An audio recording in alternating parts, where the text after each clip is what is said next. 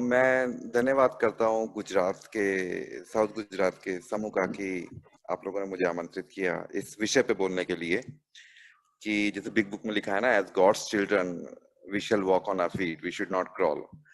भगवान के संतान होने के नाते हमें अपने पैरों पे चलना है, खड़े होके चलना है, सर ऊपर करके चलना है, घिसट घिसट के नहीं चलना। जैसे क्रॉल करते हैं ना बच्चे, घुटनों के बल चलते हैं, वैसे घुटनों के बल नहीं चलना है जीवन में। तो ये जो सेंटेंस है मुझे मतलब बहुत मुझ पे असर किया। तो मैं जब छोटा था ना, तो ये बताना मेरे लिए जरूरी भी पड़ जाता है, अदर अन्यथा तो मैं कहीं पे डिस्कस करता नहीं इन चीजों को, एक के सिवा कहीं और डिस्कस कभी नहीं करता। तो मैं जब छोटा था, मैं केवल 4 साल का था जब मेरे पिताजी की मृत्यु हो गई। और मेरे परिवार में फिर जो परेशानियां थी, वो तो परेशानियां कोई नई बात नहीं है, अक्सर समाज में होता रहता है ऐसा। तो मेरे साथ भी हो रहा था। तो मैं छोटा था और 4 साल का था, पिताजी की मृत्यु हो गई, घर में परेशान।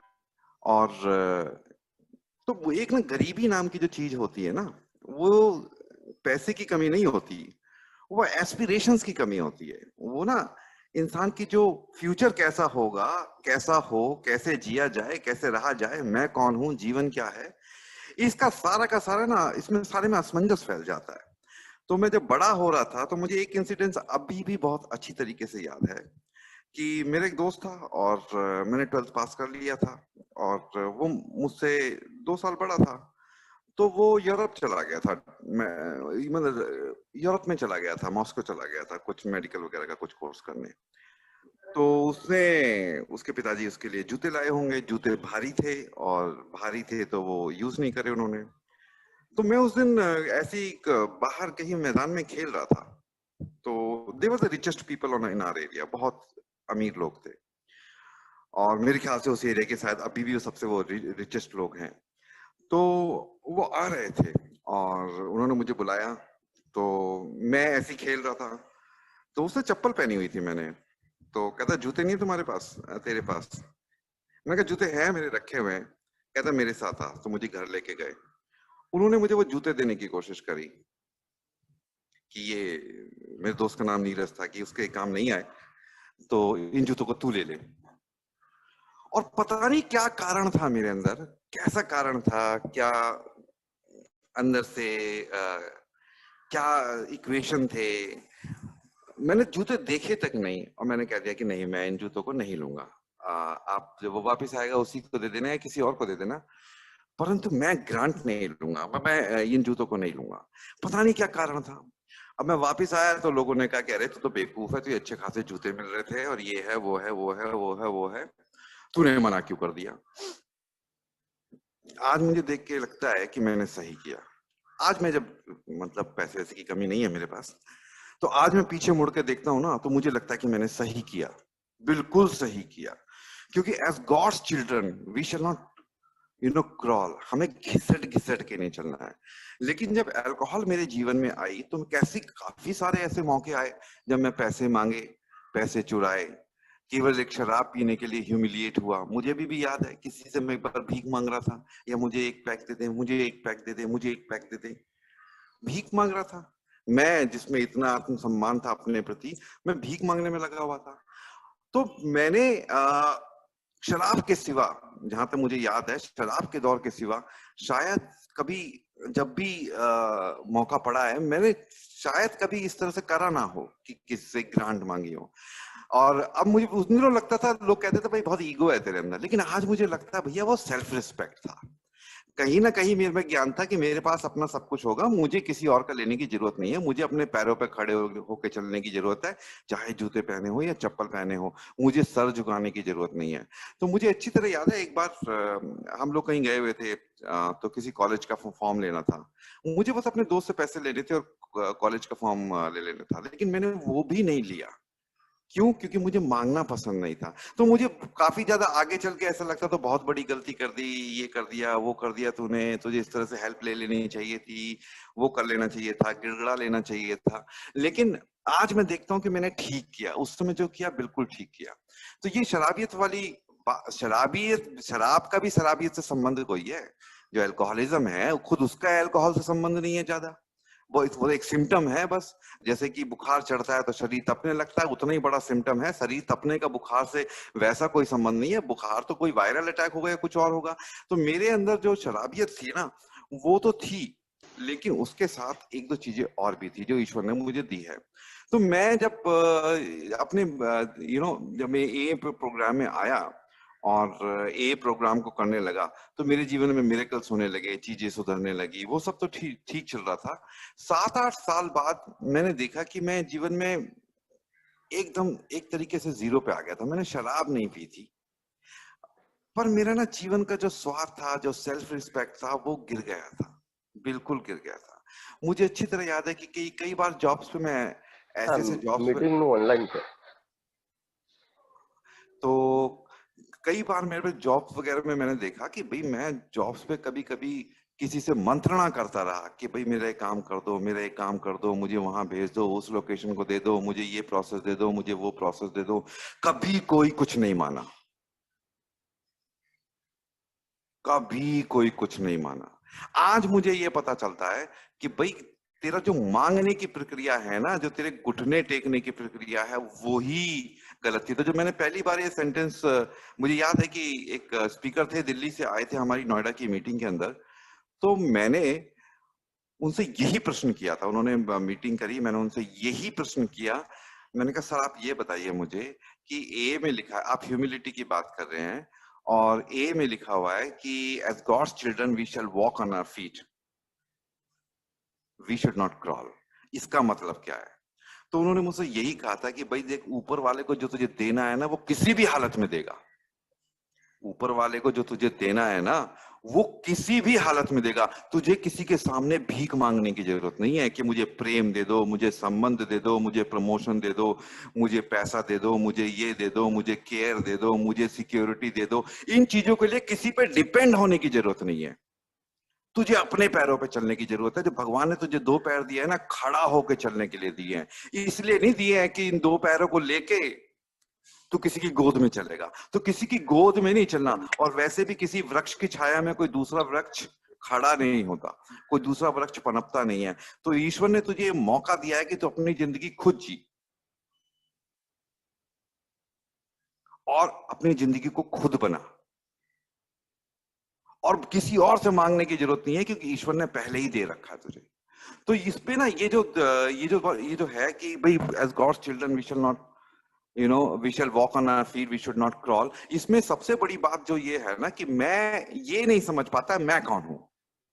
मुझे तो पता नहीं, ऐसा लगता था जीवन में मैं आ गया है यार, कैसी जिंदगी में आ गया, क्या हूं मैं। मेरा रंग गोरा नहीं है, मेरे में ये कमी है, मेरे पास बहुत बड़ी कोई आईआईटी से एजुकेशन नहीं है, मेरे पास पैसा नहीं है, मेरे पास संबंध नहीं है। अब बाकी सब लोगों के पास थे, मुझे दिखता था। भाई जिस समय मैं कॉलेज जाने की फीस इकट्ठी नहीं कर पा रहा था, बस का किराया नहीं होता था, लोग अपनी कारों में जाते थे कॉलेज। वो अलग बात है कि मैं कभी उनसे लिफ्ट नहीं लेता था, और वो हमेशा चाहते थे कि मैं उनसे लिफ्ट लूं, ऑफर भी करते थे, पर मैं नहीं लेता था, है ना। वो एक दूसरी बात है। लेकिन मैं देखता था कि जीवन में कमियां थी, इसमें कौन सी बड़ी बात है। ये तो सच बात थी कि हालात मेरे साथ उतने उतने सपोर्टिव नहीं थे जितने की हो सकते हैं। लेकिन सपोर्ट नहीं था ऐसा नहीं है, मेरे जीवन में हमेशा सपोर्ट था। मेरी प्रॉब्लम ये थी कि मैं, जो मेरा सपोर्ट था ना, जो अंदर से निकल के आता था, मैं उसको देख नहीं रहा था। वो जो मुझे वो ईश्वर ने दिया था ना, मैं उसको नहीं देख रहा था, मैं उसको देख रहा था जो दूसरों के पास था, कंपेयर करता था। तो अभी ना कुछ, मैं इस घटना का अक्सर जिक्र कर देता हूँ कि कुछ महीने, शायद हो सकता है 6 महीने हो गए हों या 8 महीने हो गए हों, क्योंकि मैं न्यूज चैनल्स को अधिक देखता नहीं हूँ, और जो एक आध न्यूज रहती है वो जो मुझे खास लगती है वो मेरे दिमाग में रहती है, बाकी सब साफ हो जाता है। तो एक घटना बता रहे थे कि बंबई में एक भिखारी रोड क्रॉस कर रहा था। अब रोड क्रॉस करते करते उसका एक्सीडेंट हो गया, तो उसका जो भी झोला वोला जो भी था, जहां भी था, उसमें कोई 8.5 लाख रुपए या 11 लाख रुपए ये कैश मिले, कैश। अचरज की बात ये थी कि इतना कैश लेके भी वो भीख मांग रहा था। अब मैंने ये खबर देखी, मुझे अजीब सा उस भिखारी के ऊपर नहीं लगा, मुझे अजीब सा अपने ऊपर लगा। और अपने ऊपर क्यों लगा? क्योंकि मैं भी, भगवान ने मेरे में साहस दिया है, भगवान ने मेरे में संभावना दी है, भगवान ने मेरे अंदर टैलेंट दिया है, भगवान ने मेरे अंदर जीवन दिया है। बस जीवन से बड़ी तो कोई चीज नहीं हो सकती ना। भगवान ने मुझे इच्छा दी है। ये मैं वो सेल्फ विल वाली बात नहीं कर रहा हूं, लेकिन भगवान ने फिर भी मेरे अंदर इच्छा दी है। क्योंकि ए में भी तो कहते हैं ना, द ओनली रिक्वायरमेंट फॉर, अच्छा आप लोग भी तो कहते हो ना, the only requirement for membership is the desire to stop drinking. Member बनने की जो शर्त है वो ये है कि आप में शराब छोड़ने की इच्छा होनी चाहिए, यही तो बोलते हो आप। ये तो नहीं बोलते ना कि भैया शराब छोड़ने के लिए सबसे जरूरी है आपके पास कार होनी चाहिए, शराब छोड़ने के लिए आपके पास सबसे जरूरी है कि आपको 10 साल का ड्रिंकिंग करियर चाहिए पीछे, शराब छोड़ने के लिए सबसे जरूरी है आपको कि आपको इस मोहल्ले से होना चाहिए, उस मोहल्ले से होना चाहिए, ग्रेजुएट होना चाहिए, पोस्ट ग्रेजुएट, ये सब आप बातें ही नहीं करते हो। आप ये जो प्रोग्राम है हैप्पी जॉयस फ्री लाइफ का, सोबर लिविंग का प्रोग्राम है, मिरेकल्स का प्रोग्राम है, गॉड का प्रोग्राम है, इसके लिए आप कहते क्या हो? केवल आपको एक इच्छा चाहिए। अरे इच्छा के दम पे आप इतनी सारी चीजें दे दोगे, केवल इच्छा के दम पे। और आप लोग देते हो, मुझे दी है, इतने सारे मेंबर बैठे हैं उनको दी है, आए दिन सुनता रहता हूं उनको दी है, तो इच्छा दी है। तो इच्छा इतनी इंपॉर्टेंट चीज है ना? तो मैं ये देख नहीं पाता था, मैं भी केवल उसी भिखारी की तरह था कि मैं ये जो संभावनाएं है ना अपने अंदर, जो मेरी पॉसिबिलिटीज है, मैं कैसी हैप्पी जॉयस एंड फ्री जिंदगी जी सकता हूँ, कैसे मैं सोबर जिंदगी जी सकता हूँ, कैसे मैं एक अच्छा पारिवारिक जीवन जी सकता हूँ, कैसे मेरे जीवन में क्या क्या संभावना है, ये दिखती नहीं थी। और मैं ठीक उसी भिखारी की तरह था जैसे वो अपने 8.5 लाख रुपए खर्च नहीं कर रहा था, भीख मांग रहा था। मैं इन सारी चीजों को इग्नोर करके, इन संभावनाओं को इग्नोर करके, अपनी हिम्मत को इग्नोर करके, अपने जीवन को इग्नोर करके, अपनी विल को इग्नोर करके, जो 2-4 चीजें नहीं थी ना उनको मांग रहा था। ये 2-4 सर्टिफिकेट दे दो, इन 2-4 लोगों से जान पहचान दे दो, ये 2-4 प्रमोशन दे दो, ये 2-4 चीजें दे दो, बस इनमें मांगे पड़ रहा था, भीख मांग रहा था जीवन में। और जीवन का कुछ रूल ऐसा है ना, पता नहीं क्यों, मैं खुद इंटरव्यू लेता हूं आजकल, है ना, I am myself a hirer and I hire in numbers. मैं भी देखता हूँ कि कभी कभी जैसे बंदा आता है ना कोई, और जिसको जॉब की बहुत जरूरत होती है, और वो ये दिखाता है कि मुझे बहुत जरूरत है, जॉब की बहुत जरूरत है, इसके बिना मेरा घर नहीं चलेगा, इसके बिना, उस बात का मेरे पे कोई फर्क नहीं पड़ता। मैं उस बंदे में कुछ और देख रहा होता हूँ, whether the person is fit for the job और नॉट। मैं कुछ और देख रहा होता हूँ, मैं उसकी इन बातों को सुन ही नहीं रहा होता। ठीक मेरे साथ हो रहा था, मैं सोचता था कि मैं मांग रहा हूं तो मुझे मिल जाएगा। लेकिन मांगना कोई बुरी बात नहीं है। अगर मेरे अंदर कोई भी चीज दी है, भगवान ने मांगने की यदि प्रवृत्ति भी दी है, तो मांगना कहां से है ये नहीं पता था, है ना? तो एक रविन्द्रनाथ टैगोर की पंक्तियां हैं कि मूर्ख अपना बोझ अपने कंधों पे मत ले जा, क्योंकि कोई भी भिखारी अपने दरवाजे भीख नहीं मांगता। ये पंक्तियां हैं, परंतु उसका अर्थ ये है कि ईश्वर से मांगना है। मैं सोचता था कि ये जो चीजें हैं, मुझे सक्सेस मिल जाए, मुझे हैप्पी जॉयस एंड लाइफ मिल जाए, वाइफ मुझे अच्छा संबंध दे दे, परिवार मुझे अच्छा संबंध दे दे, माँ से मेरे मधुर संबंध हो, मैं को लगता था कि मेरे को खुश करने की जिम्मेदारी इन सब की है जो समाज में चारों तरफ है। मेरे को लगता था कि मेरे आगे बढ़ने की जिम्मेदारी इस समाज की है। जैसे मैं जब पीता था ना, तो मुझे लगता था क्योंकि कोई यदि मेरा दोस्त है तो ये उसकी जिम्मेदारी बनती है कि मुझे पैसे दे, और यदि मेरा कोई दोस्त है और अमीर है तो उसका कर्तव्य बनता है कि मुझे पैसे दे, मेरे ड्रिंकिंग के दौरान। उससे पहले ऐसा नहीं लगता था। एक बार तो एक लड़का 10th क्लास में पास हुआ, मैं उससे कह रहा था, तू दारू पिला, तू पास हुआ है, तुझे दारू पिलानी चाहिए। तो जैसे जैसे होता है ना, एक ट्रैप होता है, मुझे लगता था उस ट्रैप में फंसाने की कोशिश करता था, लोगों को मैनिपुलेट करने की कोशिश करता था। ये तुम्हारी जिम्मेदारी है कि मुझे शराब सप्लाई करो क्योंकि मुझे डिजायर फॉर ड्रिंकिंग है, तुम्हारी जिम्मेदारी है, परिवार की जिम्मेदारी है। बीवी की जिम्मेदारी है कि घर में अच्छे रिलेशंस हो, माँ की जिम्मेदारी है कि वैसा परिवार का। मुझे लगता था बाकी सबकी जिम्मेदारी है, बाकी सबकी जिम्मेदारी है, ये लगता था ये तो गलती का मेरा पहला रूप था। इस गलती का जो दूसरा पहलू था वो इससे भी खतरनाक था, और जो इस पहले पहलू का कारण था। इसका जो दूसरा पहलू था कि दूसरों की जिम्मेदारी है कि मेरे को happy joyous and free life दो, इसका दूसरा पहलू इससे भी खतरनाक था। मुझे यह लगता था कि दूसरों के पास ही रिसोर्सेज हैं, मेरी ग्रोथ के लिए, प्रोफेशनल ग्रोथ के लिए कंपनी के पास रिसोर्सेज हैं, या मैनेजर के पास रिसोर्सेज हैं, वीपी के पास रिसोर्सेज हैं। Only he can do it, otherwise it can not happen. केवल वही कर सकता है, वरना हो ही नहीं सकता।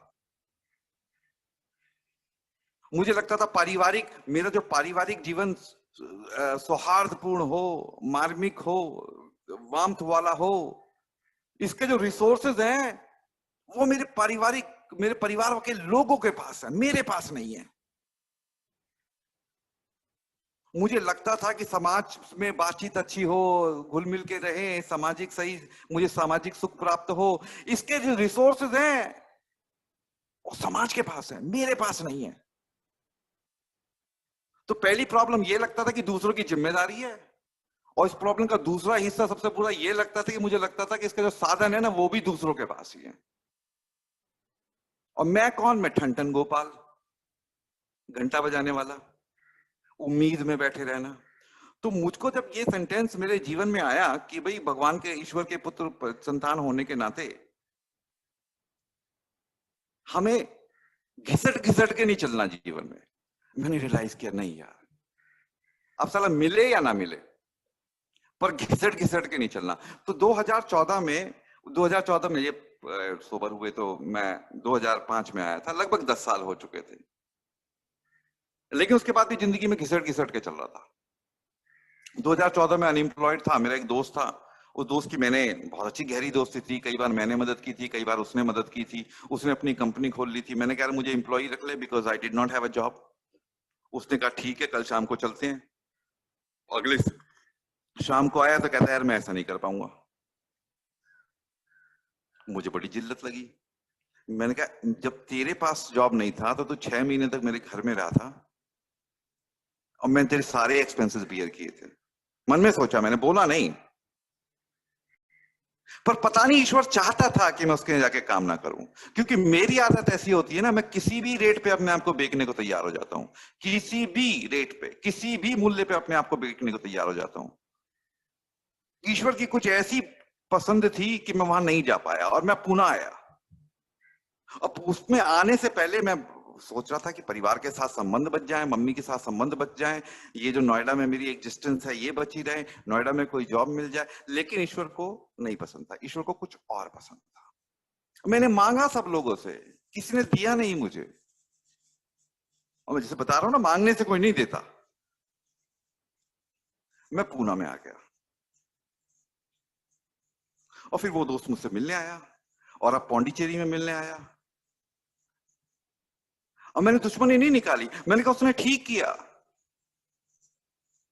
उसने बिल्कुल ठीक किया, क्योंकि मेरी इकोनॉमिकल प्रोग्रेस का जो साधन है ना वो मेरे अंदर है, किसी और के अंदर नहीं है। मुझे किसी और से मांगने की जरूरत नहीं है। मेरे को जो पानी पीना है ना वो मेरे ही नल से निकल के आएगा, किसी और नल से मांगने की जरूरत नहीं है। तो जैसे अब ये कोई बच्चा आदमी होता है ना, अपने बच्चे को रेस्टोरेंट ले जाता है, तो रेस्टोरेंट में ले जाता है तो कभी उसकी धारणा ये नहीं होती कि बच्चा दूसरों का मुंह ताके रेस्टोरेंट में। जब बाकी के बच्चे खा रहे हैं तो वो सबका चेहरा देखे, सोचे कि काश। तो बाप जब बच्चे को रेस्टोरेंट ले जाता है ना तो जेब में पैसे डाल के ले जाता है कि बच्चा मांग सकता है। ये तो मैं इंसानी बाप की बात कर रहा हूं, एक इंसानी पिता की बात कर रहा हूं। ये हर इंसानी पिता ऐसा करता है। और मैं किसकी संतान हूं? और मुझे लगता है ना मेरे माता पिता ये है, मैं इनसे निकल के आया हूं। नहीं नहीं नहीं, नहीं भैया, वो केवल एक डेटा है, मोटे तौर पे एक डेटा ही है। मैं उनके द्वारा आया हूं पर उनका नहीं हूं। जो नल, जो पानी टैप से निकलता है वो टैप का नहीं होता, वो आता कहीं और से और जाता कहीं और है। तो मैं भी आया कहीं और से हूं, जा कहीं और रहा हूं। मैं उनके द्वारा आया हूं पर उनका नहीं हूं। और मेरा पुत्र भी, मेरे बच्चा भी जो है वो मेरे द्वारा आया है, मेरे और मेरी पत्नी के द्वारा आया, पर हमारा नहीं है वो ईश्वर वाले का, ईश्वर का। तो जैसे एक आदमी भी अपने बच्चे को जब रेस्टोरेंट में ले जाता है तो उसका इंतजाम करके ले जाता है कि बच्चा, मुझे क्या लगता है कि ईश्वर मुझे जो इस संसार में लेके आया है, ये मेरी इच्छाओं की पूर्ति करने का साधन नहीं लेके आया। ईश्वर से गलती हो गई है, ईश्वर से कैलकुलेशन मिस्टेक हो गई है, ईश्वर गरीब हो गया है। और मैं बहुत समय तक घुटनों के बल चलता रहा। तो मुझे ना जब 2015 के अंदर मैं कहा यार ऐसा हो नहीं सकता ना कि ईश्वर की प्लानिंग में गलती हो जाए। जिस आदमी ने इतना तक प्लान कर रखा है कि आम के बीज से आम का ही पेड़ निकलना है, नींबू के बीज से नींबू का निकलना है, और जिस समय फल आने हैं उसमें फल आने हैं, जिस समय फूल आने हैं उसमें फूल आने हैं, एक एक चीज परफेक्टली प्लान्ड है यार, एक एक चीज परफेक्टली प्लान्ड है। तो ऐसा कैसे हो सकता है कि मेरा जीवन अनप्लान्ड है? ऐसे कैसे हो सकता है कि मेरे जीवन में तरक्की ना हो? ऐसे कैसे हो सकता है कि मेरे को अच्छी रिलेशनशिप ना मिले? ऐसे कैसे हो सकता है कि मुझे हैप्पी जॉयस एंड फ्री जिंदगी ना मिले? प्लानिंग तो है, पर वो प्लानिंग मैं समझता नहीं हूं। मेरे को समझ की प्रॉब्लम है। ऐसा नहीं है कि मेरे पास साधन नहीं है,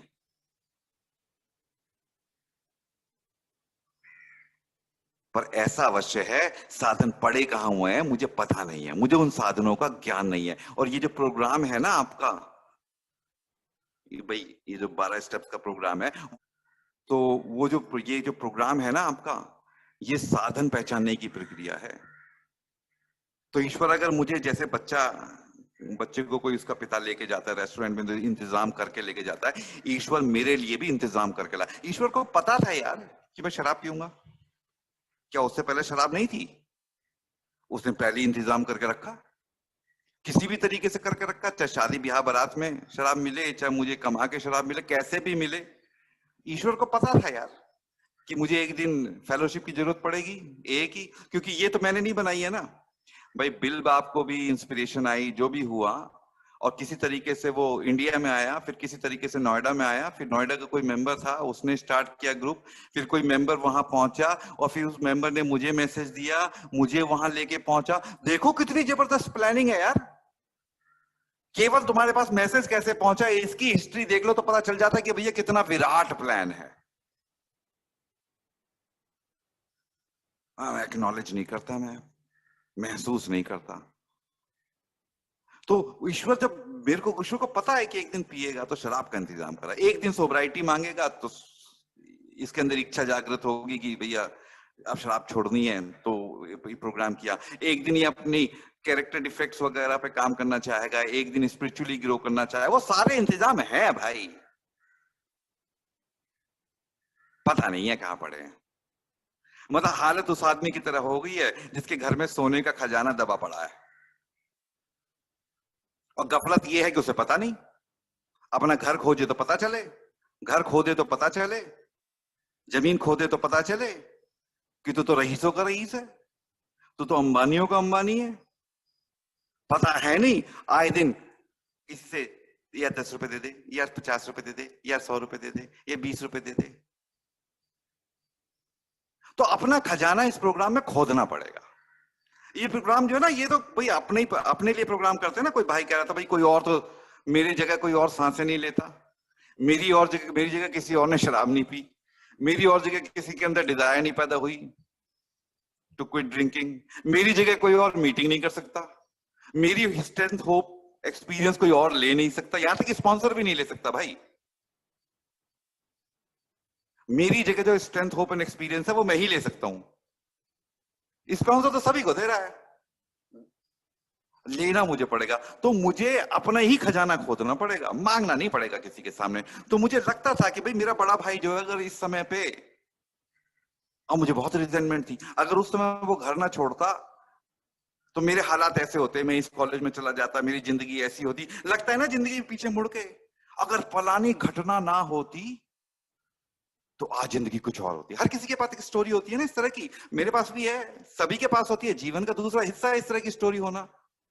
अगर वो घटना ना होती तो जीवन ऐसा होता, अगर वो घटना ना होती बचपन में तो जीवन ऐसा होता, अगर वो लड़की मिल जाती तो जीवन ऐसा होता, अगर ये हो जाता, वहां नौकरी लग जाती, यहां पैदा हो जाते, अमेरिका में पैदा हो जाते। कभी कभी तो डिजायर होती थी मैं बिलबाओ भी पैदा हो जाता, कोई ओल्ड टाइमर पैदा हो जाता। अरे कुछ की जरूरत नहीं है भैया, जो तू पैदा हुआ है बिल्कुल ठीक हुआ है, परफेक्ट हुआ है, बिल्कुल ठीक है। लेकिन चक्कर क्या है ना कि खजाना अपना खोदना पड़ेगा। ये जो अपने अंदर खजाना है ना, जो अपने अंदर संभावनाएं हैं, स्ट्रेंथ है, होप है, एक्सपीरियंस है, टॉलरेंस है, अपना खोदना पड़ेगा। तो जनरली जब लोग स्टेप वर्क कराते हैं स्पॉन्सर, तो फॉरगिवनेस पे बहुत जबरदस्त जोर देते हैं। क्योंकि मेरे साथ प्रॉब्लम ये है, और ये बहुत इंपॉर्टेंट प्रॉब्लम है, बहुत सॉरी इंपॉर्टेंट तो गलत शब्द यूज कर लिया मैंने, पर बहुत ये प्रॉब्लम बहुत, इसके सिवा कोई शब्द भी याद नहीं आ रहा तो मुझे यही यूज कर लो। तो ये प्रॉब्लम बहुत इंपॉर्टेंट है, फॉरगिवनेस। क्योंकि मेरे साथ क्या हुआ कि मैं जीवन में चल के आ रहा था, 5वीं क्लास में मुझे टीचर ने नंबर नहीं दिए अच्छे। मेरी चेतना जो है 5वीं क्लास में आज भी अटकी हुई है। मतलब ये मान के चलो कि गांव की पगडंडियों से निकल के अब बंबई पहुंच गए, हरियाणा के किसी गांव की पगडंडियों से निकल के बंबई पहुंच गए। अब हरियाणा के खेतों से निकलते हुए पैर सन गया था कहीं, और आपकी चेतना में, हमारी चेतना में वो जो मट्टी लगी थी, गोबर जो लगा था पैर पे, गोबर मतलब कावडंग, तो जो गोबर लगा था वो आज भी लगा हुआ है वहां पे, रिजेंटमेंट कहते हैं जिसे। अरे भाई हरियाणा पीछे छूट गया यार, बॉर्डर क्रॉस हो गया, बीच में 3-4 स्टेट और क्रॉस हो गए, अभी तो बंबई में है, अभी तेरे पैर पे नहीं लगा हुआ है गोबर, पर चेतना मेरी वहीं फंसी हुई है। मेरे साथ प्रॉब्लम क्या है, मैं अपना खजाना क्यों नहीं खोज पा रहा? क्योंकि मेरी आंखें तो वो जो जो हरियाणा में मेरे पैर में मिट्टी लगी थी ना, वहां पे अटकी हुई हैं। तो अभी मेरे जीवन में हेयर एंड नाउ में क्या है, जो अभी की संभावना है वो क्या है, क्यों नहीं दिखती? क्योंकि मेरी चेतना तो वहां पे पटकी हुई है। 5वीं क्लास में क्या हुआ था, 8th क्लास में क्या हुआ था, कॉलेज में क्या हुआ था, प्रोफेसर ने क्या कहा था, पहले बॉस ने क्या कहा था, पहली नौकरी से कैसे निकाला गया था, रिलैप्स कब हुआ था, उस समय क्या हुआ था। अबे आज के दिन सोबराइटी है, रिलैप्स हुआ होगा, हुआ होगा। चेतना को रिलैप्स में नहीं अटकाना है, और चेतना अगर रिलैप्स में अटक गई तो रिलैप्स तो आना ही है भैया। जो मेरी चेतना में होता है वो तो मेरे जीवन में अवश्य आता है। आप भी तो कहते हो ना कि डिजायर टू, मतलब the only requirement for membership is the desire to stop drinking. क्योंकि जब डिजायर टू स्टॉप ड्रिंकिंग होती है तो सोबराइटी मेरी चेतना में आती है, जो मेरी चेतना में आती है वो मेरे जीवन में जरूर आती है। तो फॉरगिवनेस आप इतना इंपॉर्टेंट टॉपिक बताते हो ना, इसीलिए बताते हो कि मैं जो वो जो मट्टी लगी थी ना उसको माफ कर दो, इंसिडेंट से वहां से छूट जाऊं। मेरी सुई जो है ना वहीं अटकी पड़ी है मेरी घड़ी की, वहां से निकल जाए, उस हादसे से मैं निकल आऊं। भगवान निकाल चुका है, दुनिया के कैलेंडर मूव हो चुके हैं आगे, मेरी चेतना का कैलेंडर वहीं अटका हुआ है। किसी ने गाली दी थी, अटक गई सुई। मुझे फॉरगिवनेस क्या करती है, सुई को रिलीज करती है, जिससे मैं हेयर एंड नाउ में आऊं। मेरे साथ प्रॉब्लम ये है कि मेरे कैलेंडर में कुछ डेट बहुत खास है, कुछ साल बहुत खास है, क्योंकि मेरी घड़ियों की सुइयां ना रुकी हुई है वहां पे।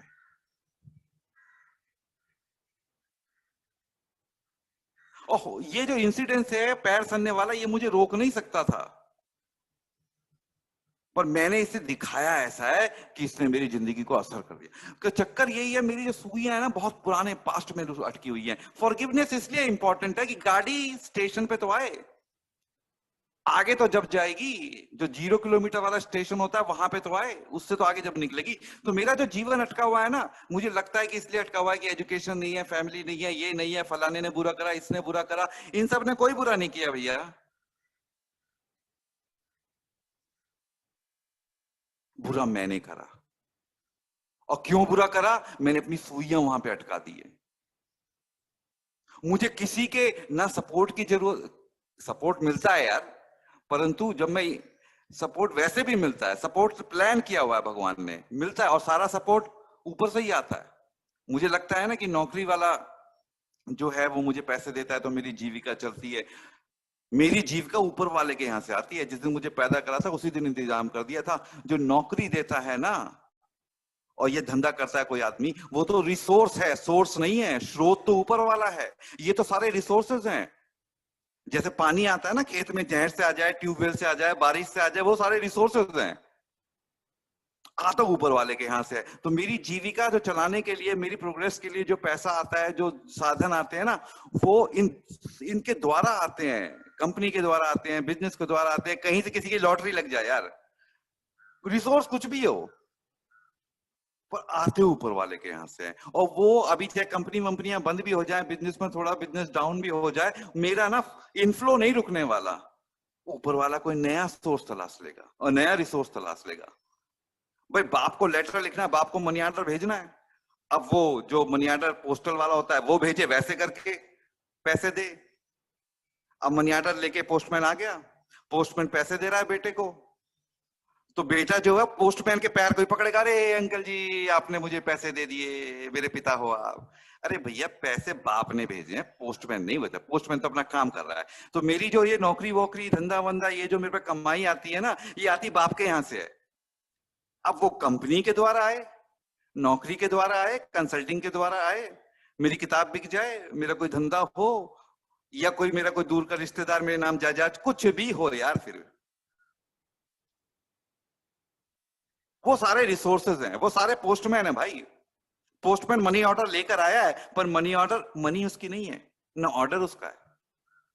ये बाप से आया है और मेरे लिए आया, अब मुझे ही मिलेगा, किसी और को मिल नहीं सकता। कभी कभी लगता है ना कोई मेरा हिस्सा ना मार ले, कोई मेरी जगह का, मेरे हिस्से का प्रमोशन ना मिल जाए किसी को। और भैया नाम है, मेरे हिस्से का जो प्रमोशन है उसमें मेरा नाम है। तो मेरे साथ प्रॉब्लम ये है कि मैं ना बहुत चीजों में अटका हुआ हूं, मुझे फॉरगिव करना पड़ेगा। अभी चक्कर क्या है ना कि मनी ऑर्डर मेरे घर पे तो आ चुका है, पोस्टमैन खड़ा हुआ है, पर मैं किसी और के घर में अटका पड़ा हूं, किसी और गली में अटका पड़ा हूं। फॉरगिवनेस इसलिए इंपॉर्टेंट है कि मेरी चेतना वहां से, उस गली से, उस जगह से निकल कर आए, हेयर एंड नाउ में आए। जो ये आप हेयर एंड नाउ की बात करते हो ना, वो चेतना मेरी यहां पर आए। तो फॉरगिवनेस इसलिए बहुत इंपॉर्टेंट है। तो ये जो ईश्वर की संतान है ना, अब जैसे मैं किसी कहीं और भी बता रहा था कि ईश्वर ने कोई जब लेकर आया है ना इस जीवन में, तो पूरा इंतजाम करके लेकर आया है, और वो इंतजाम पे मेरा ही नाम अंकित है, मेरा ही नाम लिखा हुआ है, और मेरे नाम का चेक कोई और भुना नहीं सकता।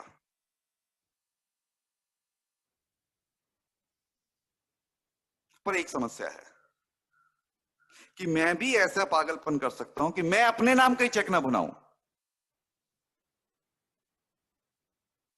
ये भी संभव है। चेक पड़ा रहे मेरे पास, बस पड़ा ही रहे, कभी यूज ही ना करूं।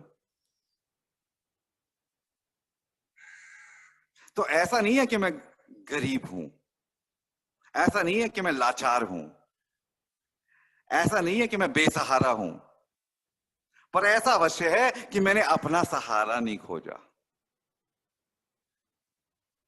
मैंने अपना खजाना नहीं खोदा।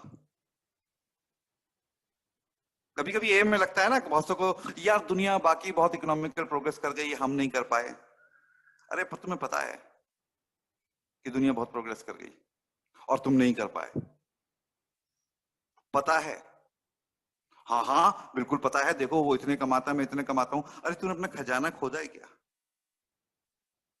अपने चेतना को खोजा है? तेरे अंदर क्या क्या संभावनाएं हैं, क्या क्या हो सकता है, किस प्रकार से तू साहस का प्रयोग कर सकता है, आगे क्या हो सकता है तेरे साथ, खोजा है? यार वो तो नहीं खोजा। तो एक ना कहानी बताई जाती है कि हमारे यहाँ अग्रवालों के अंदर, कि एक लाला था और वो किसी गांव में रहता था, तो उसके पास सोने की, गोल्ड की 3 ईंटें थी। अब गांव का माहौल था, 5 बजे ही, 6 साढ़े 5 बजे ही सब कुछ अंधेरा हो जाता था। तो उसकी एक कोठरी थी लाला की। अब उसके अंदर एक अलमारी थी छोटी सी, उसके अंदर वो सोने की 3 ईंटें लगी होती थी। अब वो लाला बड़े छिप के जाता था, सोने से पहले अगरबत्ती दिखा के बस ईंटों पे हाथ लगा लेता था, और मन को तसल्ली हो जाती थी, हाँ सोने की ईंटें हैं, मेरा धन है, सो जाता था। ये कालांतर में प्रक्रिया चलती गई, तो एक दिन जब लाला का अंत समय आया, लेटा हुआ था मृत्यु शैया पे, उससे पूछा कि भाई तुम्हारी आखिरी इच्छा क्या है? कहता मेरी ईंटें हैं, वो लेके आओ, मैं उन्हें टच करना चाहता हूं। ईंटें लाई गई, उसने देखा कि ईंटें लोहे की थी, लाला सक पका गया। लाला समझ गया उसका जो बड़ा बेटा था, शराबी था, अय्याश था, ये काम उसी का होगा। बड़े बेटे को बुलाया, बड़े बेटे से कहता मरते हुए, कहता है कि तूने मेरे साथ क्या किया, तूने मेरे साथ इतना बड़ा धोखा क्यों किया?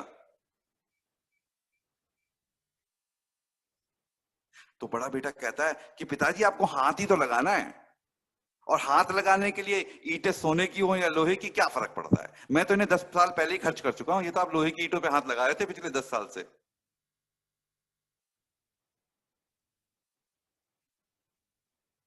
तो आपको क्या फर्क पड़ता है कि ईंटें लोहे की और सोने की? फर्क तो मेरे लिए पड़ता था, मैंने मजे ले लिए जिंदगी के।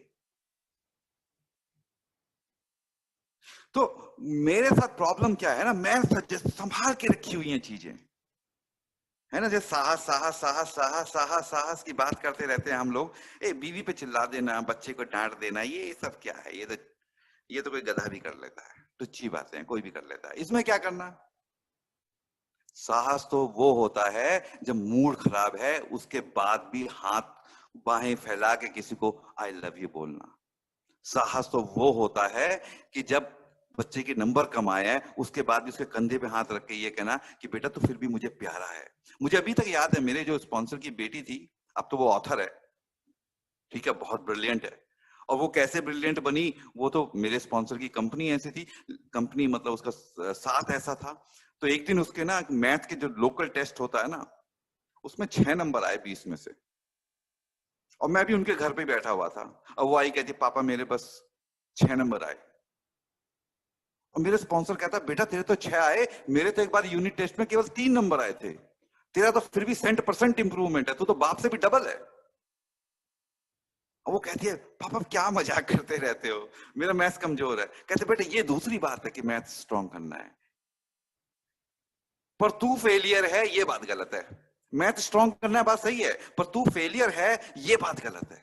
फिर ट्यूशन व्यूशन लगाया, फिर उसके अच्छे नंबर आ गए, अब तो वो she is an author, she is a brilliant student, वो she is into one of the premier colleges. वो एक दूसरी बात है यार, प्रोग्रेस एक दूसरी बात है, पर बीज खराब है, अस्तित्व खराब है, मैं खराब हूं। एक बार लिनार्डो डा विंची के समकक्ष थे एक माइकल एंजेलो, वो बड़ी बड़ी अच्छी अच्छी मूर्ति बनाते थे। तो उनसे पूछा भी कैसे बनाया आपने ये एडम, ये माइकल एंजेलो, ये पिएटा? किसी ने पूछा। अब माइकल एंजेलो तो स्पिरिचुअल आदमी था। अच्छा किसी भी क्षेत्र में आप अंत तक जाओ तो स्पिरिचुअली बन जाओगे। मैंने देखा है कि बहुत से अमीर लोग जिनका काम धंधा करना है, इतने स्पिरिचुअल है कि पंडित शर्मा जाए उनके सामने, पंडित शर्मा जाए। ऐसे ऐसे लाला देखे हैं मैंने, धर्म के बारे में इतना जानते हैं कि पंडित पेशाब करते हैं उनके सामने, पंडितों को कुछ नहीं पता उनके सामने। और मैं मोटे मोटे पंडितों की बातें कर रहा हूं, मैं जो पूजा वूजा करते रहते हैं इन बेचारे आम आदमियों की बात नहीं कर रहा हूं। इतना जानते हैं धर्म के बारे में। ऐसे ऐसे साइंटिस्ट देखे हैं मैंने, पोइट्री इतनी जबरदस्त जानते हैं। अंत में आदमी स्पिरिचुअली बन जाता है। और क्योंकि स्पिरिचुअल मेरे को लगता ये है ना कि मैं तो अचानक एक एक्सीडेंट हूं और स्पिरिचुअल लाइफ सीख रहा हूं। भाई स्पिरिचुअल लाइफ में और मटेरियलिस्टिक लाइफ में ये अंतर नहीं है कि पैसा हो या ना हो। किसी आदमी को मर्सिडीज गाड़ियां पसंद है तो वो स्पिरिचुअल नहीं रहा, मटेरियलिस्टिक बन गया। ये तो सब आडंबर वाली बातें हैं। स्पिरिचुअल लाइफ का और ये भौतिक जिंदगी है, ये बस एक एंगल है। भौतिक जिंदगी में आदमी सोचता है कि मैं एक शरीर हूं, और स्पिरिचुअल लाइफ सीख रहा हूं, चलना सीख रहा हूं। और अध्यात्म की जिंदगी में आदमी ये मानता है कि मैं एक आत्मा हूं, I am having human experience. उसमें लगता है कि I am a human having a spiritual experience. जो भौतिक जिंदगी होती है, स्पिरिचुअल लाइफ में लगने लगता है कि I am a spirit having human experience. मैं एक आत्मा हूं, मैं मानवीय है, अनुभव ले रहा हूं, इस जीवन की यात्रा के दौरान मानवीय अनुभव ले रहा हूं, और आत्मा के लिए तो कुछ भी संभव नहीं है ना।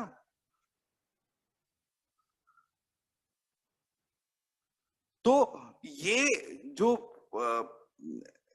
मेरे साथ जो समस्या रही है ना, कि मैंने अपने आप को खर्च नहीं किया। अरे सोबराइटी मिलनी मुश्किल कोई है भाई, आके जो कह रहे थे ना भाई 1.5 घंटा यहाँ पे आके बैठ जाओ, शरीर को ले आओ अपने, क्यों नहीं मिलेगी? वो डिसीजन लो कि सोबर होना है, गॉड के ऊपर छोड़ना है, क्यों नहीं मिलेगा? अब मुझे जाना है मुंबई से लातूर, अब पूना की बस पकड़ के देखूं क्या? बोरीवली कहीं और की बस पकड़ के देखूं क्या? अरे नहीं भैया, जहां जाना है वहीं की बस पकड़ लो। क्या मुझे पूरा रास्ता मालूम होना चाहिए फिर? अरे वो जिम्मेदारी रही ड्राइवर की। तो अब मुझे हैप्पी जॉयस जिंदगी जीनी है या नहीं जीनी है? ए में केवल एक ही प्रश्न है भैया, हैप्पी जॉयस फ्री सोबर जिंदगी जीनी है या नहीं जीनी है? To be or not to be, that is the only question. जीनी है, यहां के बैठ जा, ये जो मेंबर है ये बता देंगे रिलेशनशिप कैसे मेंटेन करनी है, सर आपसे कैसे दूर रहना है। बाकी सब ये ड्राइवर हैं भैया, ये रोज ले जाते हैं बस को वहां पे, इनके लिए कोई बड़ा काम नहीं है, आगे बैठ जाना है बस। प्रश्न ये नहीं है मैं शराबी हूं या नहीं हूं, मुझे ऐसी जिंदगी जीनी है सोबर लाइफ या नहीं, वो प्रश्न भी छोड़ दो कि मैं शराबी हूं या नहीं। ये प्रश्न डिसाइड करो कि मुझे इस तरह की जिंदगी जीनी है या नहीं जीनी है, बस वही एक इंपॉर्टेंट चीज है, और दूसरा कोई इंपॉर्टेंट चीज नहीं है। अगर हैप्पी सोबर जिंदगी जीनी है, वो यहां के बैठ जाओ। कैसे आएगी, कितने समय में आएगी, वो सब इनकी जिम्मेदारी है। कहां पे ये स्टॉप लेंगे, कहां से लेफ्ट लेंगे, कहां से, ये बस ड्राइवर है, रोज वहीं को ले जाते हैं, कुछ नहीं करना। तो मैं आज जिंदगी में मुझे ना किसी के सामने, और ये तो ए में भी कहते हैं ना कि भैया जब मैं ओवर डिपेंडेंस जो दूसरों पे होती है मेरी, दूसरे रिटेलिएट करते हैं, ऐसा करके है ना 12/12 में। क्योंकि ओवर डिपेंडेंस की जरूरत नहीं है भैया, मुझे किसी के कंधे पे अपना बोझ फेंकने की, डालने की, लटकने की जरूरत ही नहीं है, कोई जरूरत नहीं है। मेरे को जो जीवन में चाहिए, जिस चीज की जरूरत है, मेरे पास साधन रखे हुए हैं। कुछ दिखते हैं और बहुत कुछ नहीं दिखते हैं, वो खोदने हैं। तो ये जो आप स्टेप 4 या इन्वेंट्री या मेडिटेशन वाली बातें कर रहे हो, ये सब वो खजाने खोदने वाली तो प्रक्रिया है, और है क्या? निकल के सब अंदर से आता है। एक आदमी ने बहुत बढ़िया बात कही थी कि कोई भी इमारत जो है ना, वो कमजोर पिलर्स पे टिकी नहीं रह सकती। अगर कमजोर आदमी के पास पैसा आ भी जाए तो बहुत जल्दी चला जाएगा, और ऐसा देखा भी गया, जिन लोगों की लॉटरी लगती है ना, 1 साल के बाद उनकी हालत लॉटरी लगने से पहले जैसी थी उससे भी बेकार हो जाती है, क्योंकि उनके जो पिलर्स हैं वो तो झोपड़ी वाले पिलर्स हैं। उसके ऊपर लाके तुमने बिल्डिंग रख दी, वो झोपड़ी वाले जो पिलर्स हैं वो क्रैश हो जाते हैं, बिल्डिंग भी क्रैश हो जाती है। एक बार एक आदमी ने कहा था ना, आई थिंक टेम्पल्टन था, उसने कहा था कि अगर दुनिया का सारा पैसा इकट्ठा कर लो और सारे लोगों में बराबर बांट दो, वो पैसा उन्हीं जेबों में बहुत जल्दी दोबारा पहुंच जाएगा, क्योंकि बाकी की जेबों को पता ही नहीं पैसे को कैसे हैंडल करना, हाथ मजबूत ही नहीं है, चेतना में दम ही नहीं है, और जिनमें दम है वो पैसा पालेंगे वैसे भी। तो मेरे पास साधन की कमी नहीं है, साधन मुझे अपने खोदने हैं। तो जैसे कहते हैं ना, कमजोर कमजोर जो पिलर्स होते हैं उस पर मुझे लगता है कि पैसा नहीं है मेरे पास, पैसे की कमी है, साधन की कमी है। अरे जब मैं अपने आप को मजबूत करने लगूंगा ना, तो साधन ऑटोमेटिकली आते रहेंगे। और मेरे साथ हमेशा ही ऐसा हुआ है कि साधन हमेशा आते रहे हैं।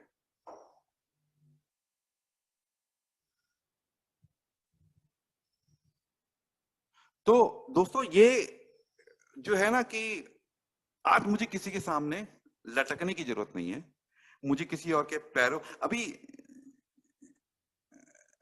जब मैं किसी से हाथ मिलाता हूं तो अपने घुटनों को, अपने हाथों को नीचे रख के हाथ नहीं मिलाता, अपने घुटनों पे नहीं आता ना, उसके सामने जैसे कुत्ते बिल्ली होते हैं 4 पैरों पे, तो वैसे करके नहीं आता ना उसके सामने। ऐसे जीवन में करना है। कभी भी किसी से कोई भी रिश्ता है, तो बराबरी की डील करनी है, नौकरी पे भी गए हैं तो भी बराबरी की डील करनी है, बराबर रहना है, आंखों में आंखें डाल के बात करनी है। किस चीज पर शर्मिंदा है यार हम लोग? मैं छोटा हूं, अरे तुझे क्या पता तू छोटा ही नहीं है? तो हम भी तो ईश्वर की संतान है। तो माइकल एंजेलो वाली बात बता रहा था, उसको किसी ने पूछा कि कैसे बनाते हो आप ये, मुझे ना आज किसी से कुछ भी मांगने की आवश्यकता नहीं है, यहां तक कि किसी से शांति भी नहीं मांगनी, वो अपने अंदर खोजनी है। किसी के सामने जाके कि मुझे सोबर कर दो, ये भी नहीं मांगना, वो अपने अंदर खोजना है, लोग ऑटोमेटिकली हेल्प करेंगे। किसी से प्रेम भी नहीं मांगना, प्रेम अपने अंदर खोजना है, क्योंकि जो मैं मुझे मिलता वही है जो मेरे को खुद के अंदर ऑलरेडी है। वो जो मैं खुद के अंदर खोज पाता हूं, बस वही मुझे दुनिया देती है। तो दोस्तों, मुझे इस बारे में इतना ही शेयर करना था। Thank you very much.